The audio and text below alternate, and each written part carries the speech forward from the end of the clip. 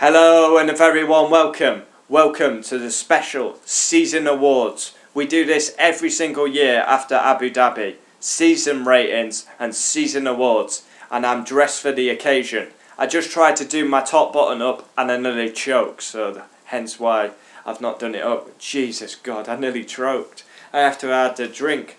But we do this every year. It's become traditional now. Qualifying reaction, race reaction, driver ratings for every single race. And then once the season's over, it's season ratings, season awards. And this is just a bit of a laid back video, a bit of fun. I mean, I've just got some little awards. Most embarrassing, best save, best race, worst driver, best driver. We're going to go through them all. I'm going to give you my opinion. And yeah, this is just a bit of fun really. But we do it every year. We got to keep the tradition up. And we might as well jump straight into the season awards for 2019. What a season it's been. We crowned Lewis Hamilton a 6-time world champion. Epic races, wheel-to-wheel action. We've had some dull races. We've had some great races. We've seen the rookies shine like Lando Norris, Alexander Albon, George Russell. What a season. I love F1. We'll continue to love this sport. Let's get straight into it. Right, most embarrassing. A couple spring to mind. Grosjean spinning in the pit lane at Silverstone. Ricciardo hitting Kvyat at Baku. They both went down the escape road. Ricciardo literally reversed into him. The truck hitting the bridge at Baku.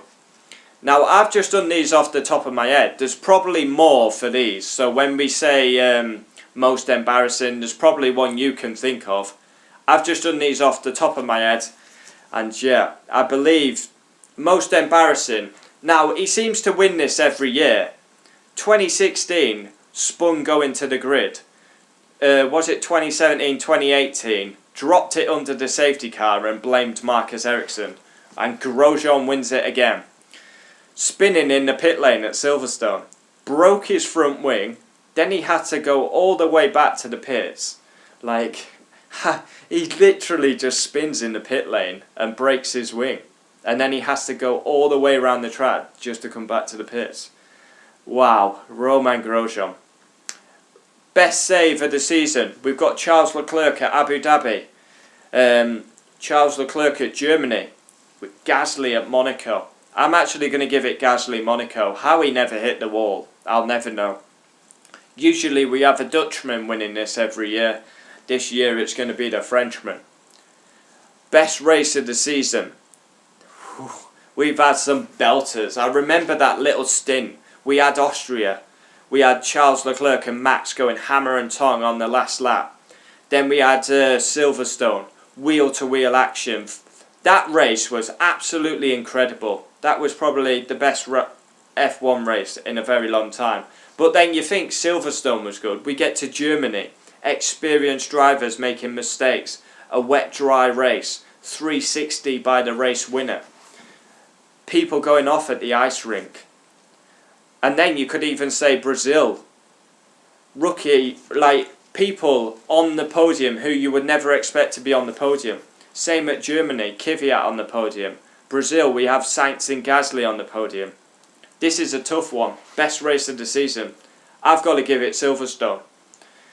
It was incredible. That race was absolutely incredible from lap 1 to lap till the end of the race basically. It was absolutely sensational. We had Valtteri Bottas and Lewis Hamilton going wheel to wheel. Through Luffield, Brooklands, Luffield. Down the old pit straight into Copse. And Max and Charles Leclerc gave us unbelievable entertainment. Vettel hit Max up the back. It was an epic, epic Silverstone Grand Prix. And for me, that's the best race of the season. It was absolutely brilliant from lap 1 till the end. If you did not enjoy Silverstone, you are definitely not an F1 fan. That is what F1 was all about.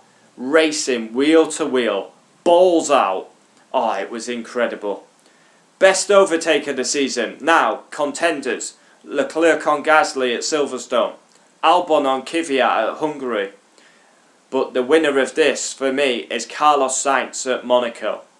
Start of the race, he got past 2 Toro Rossos at Monaco on the first lap. I mean, Monaco's hard enough to overtake as it is. And incredible by Carlos Sainz. Worst race of the year. Now, surprise, surprise. Oh no, you're not surprised. France. Unbelievably poor circuit, Paul Ricard. We ranked our best tracks, and France was definitely in the bottom 2. I believe it could have been my worst track. I can't remember off the top of my head. But this seems to be a regular occurrence. The worst race is France. France was great at Manicourt. It's not great at Paul Ricard. Paul Ricard is a test track, too much runoff. For me, not good enough.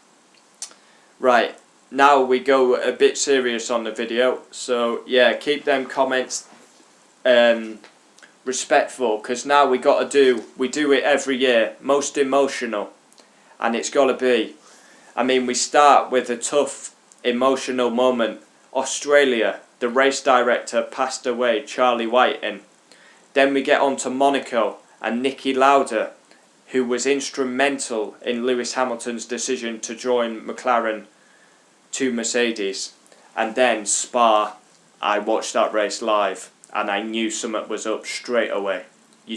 I had that sickening feeling in my stomach that I knew something was bad.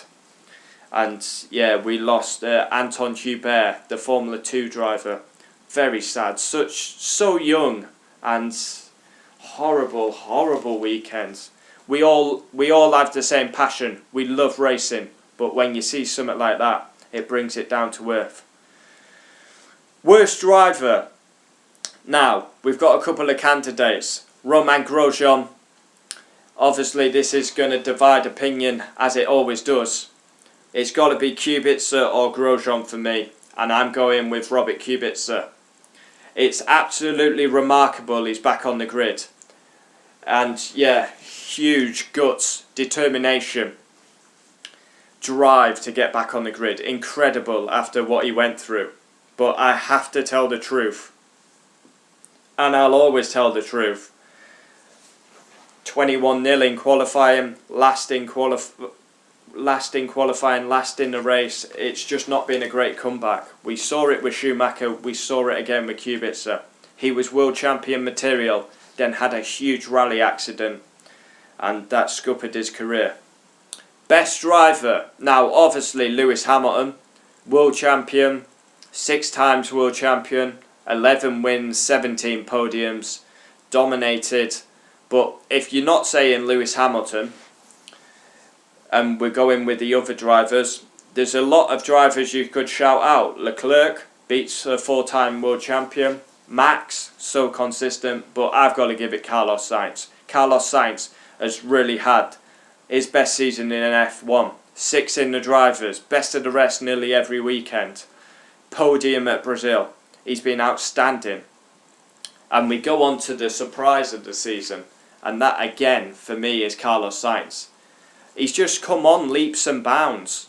Absolutely leaps and bounds. Toro Rosso driver, Renault driver. And he came to McLaren and just incredible. His season has really been incredible. Best drive of the season. Now, this is always a tough one. You could say Max at Austria to fight back. Kvyat getting a podium. Gasly getting a podium. Sainz getting a podium. Lewis Hamilton basically winning the race, leading every single lap. This is going to divide opinion, but I'm going Carlos Sainz at Brazil.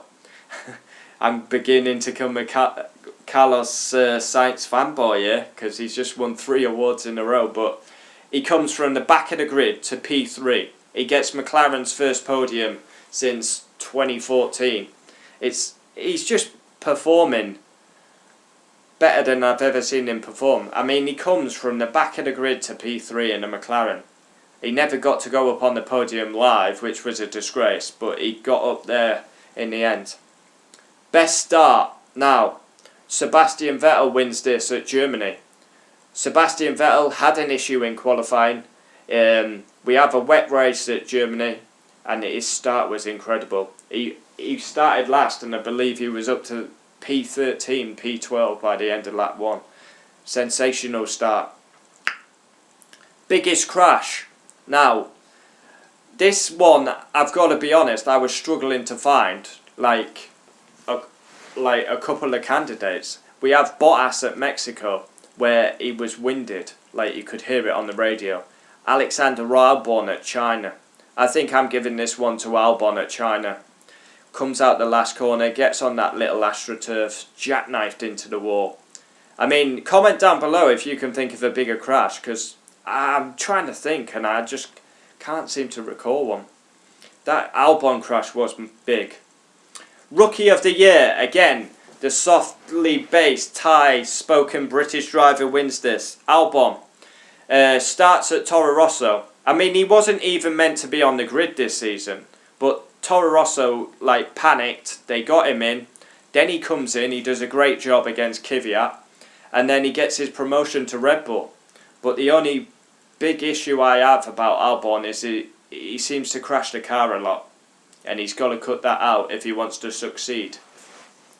Biggest fail of the year. Now, we had it in the most embarrassing, but the biggest fail of the year is the truck hitting the bridge at Baku. Basically, Russell went over a drain cover, it destroyed the car, the truck went to pick up Russell's car, it was taking Russell's car back to the pits, and there's a bridge as you go back to the pits at Baku, and the truck goes under the bridge and just clonks the bridge, and Russell's car was just on the back and it was pissing like water out. Oh, it was absolutely the biggest fail of the year. It was embarrassing. Best radio. Now, usually, I think last year I gave it to Vettel, talking about something loose between his legs. But the best radio for me this season, it has to be Pierre Gasly. That emotion on the radio after such a tough year. Red Bull driver gets dropped, goes back to Toro Rosso. I mean, it's crazy. Look, nowhere near to getting a podium in a Red Bull, yet he gets one in a Toro Rosso.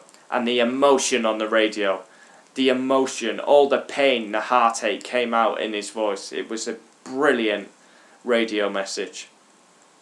Most improved driver, and this for me has to be Daniel Kvyat. I mean, he's had so many kicks in the balls, but he's still here, he's still grinding, he's still a Formula 1 driver. He's been dropped 3 or 4 times, messed about, promoted to Red Bull, dropped, back to Toro Rosso, dropped for a couple of races. He's been on the podium, and then he comes back and he's matured, he's on the podium at Germany. He's just the most improved driver for me. Really has improved, matured. Danny Kvyat, most improved. Best team. Now, best team, we don't really need to say who the best team is. It's Mercedes. Every day of the week. 6 constructors titles in a row. Dominated the hybrid era, year after year.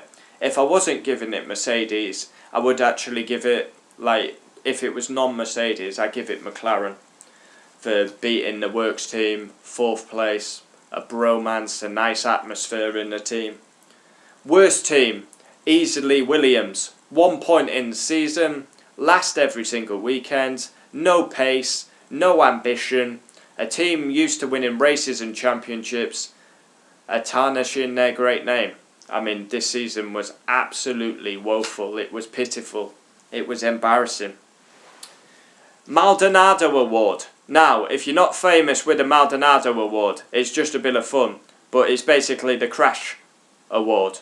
And I've got to give this Alexander Albon. Also, Kubica's had a few shunts. Japan, Brazil. Who else? Someone else has had quite a lot of crashes. Gasly, you could say, as well. But I'm going to give this one Albon. He crashed at Australia. Just coming out of turn 1-2. China, last corner. Hungary, last corner in qualifying, I think. Mexico, Singapore, Brazil, and Russia. So that's seven crashes, and there's probably more. And the last award is my personal favourite moment of 2019. What a season it's been. But for me, there's so many standouts from 2019. But for me, my personal favourite moment was seeing Lewis Hamilton 6 times a world champion. I supported him from GP2 before he even got to F1, before he was successful. I started supporting him because I used to watch him in GP2. Spins, fights all the way back to second, passes 2 cars into Maggots and Beckett's. I started supporting him for his aggression and his overtaking. Obviously we don't see overtaking now because it's all aided by DRS and that, which I'm not a fan of. But to see his rise, I mean, he's driving the car, but as a fan you go through every emotion, from good races, bad races, to losing championships. We've been there, we've watched it all. I've watched it all. I've watched every single race he's done. And to see the success he has now, he's up there, top 3 of all time. All-time pole holder. He's going to beat Schumacher's wins next season. Could equal Schumacher's titles. It's incredible. He's going to have the most podiums ever in Formula 1. I mean, I'm just reeling off stats that come to me, and it's incredible. He's from the UK. We should be proud of Lewis Hamilton. He's the best we've ever produced. And that is my favourite moment of the season. Because 2007, losing the title. 2008, the best title decider. Last race, last lap, last corner. We still didn't know who was going to be world champion. Is that Glock going slowly? Is that Glock going slowly? Oh my goodness me, Hamilton's back in position. Literally from smashing my TV remote against the wall, thinking it's 2 years in a row we've lost the world championship, to celebrations. That is Formula 1. You can be so down 1 minute and then celebrations. And then the genius call to go from McLaren to Mercedes, and the hybrid era has basically been the Lewis Hamilton era, really, apart from Rosberg winning 1 title. There we have it, season awards done. Comment down below, we'll always reply. What a season it's been. I love Formula 1, can't wait till February, March. Get testing underway February, March we go racing. It's going to be a long wait. We've got Christmas, January, February, March. Good job football's on. Yeah, but that's the F1 season over. I'm very sad that it's over, but we have to have a break. The drivers, their families have to have a break. But that is the season awards done. Comment down below. Get them comments in. I'm in a fantastic mood. I don't know why, but I am. Wow. Long video that. 18 minutes. I need a drink. Season awards done. We do it every year. It's just a bit of fun. Comment down below. I'd love to know. Obviously that's a lot of commenting you're going to have to be doing, because there's about 15 awards there. But just a bit of fun. Thanks for watching. Adios. And roll on 2020.